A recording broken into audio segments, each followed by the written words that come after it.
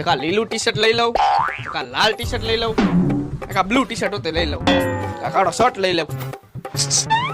ઓલા ઉપર ધ્યાન રાખજે, ઈ મને એવું લાગે ચોર હે. એક પેન્ટ લઈ લઉં.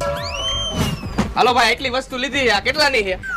3000 રૂપિયાની. કાઈ વાંધો નહીં, પૈસા દઉં, તમે આ થેલીમાં નાખો. એટલે અમે કોઈને મફતમાં નથી દેતા, તારે એના અલગથી પૈસા દેવા પડશે. લા ભાઈ, મારા ખાતામાં ખાલી 3000 રૂપિયા છે, તો મારે થેલીના પૈસા કેમ દેવા? અને આ હું કપડા હાથમાં લઈને જાઉં તો હારો નો લાગુ ને? થેલી લઈ આવ ઘરેથી, કઈ હું મારા ઘરના પૈસા નાખીને તને થેલી નો આપું. અરે ભાઈ, ઘર તો મારું બહુ આઘું હોય અને ઘરેથી થેલી લઈ આવવામાં ટાઈમ એટલો લાગશે. અરે મારે બીજું કઈ નથી આંબરું, તારા ગીચામાં હોય ને બધું કાઢ, પણ તું મને થેલીના પૈસા દે. આ ઉભો રે. આ મારું ખાલી પાકીટ, આ મારી ગાડીની ચાવી, આ મારો રૂમાલ, અને આ મારી પાસે કોઈ પૈસા માંગે ને એના માટે.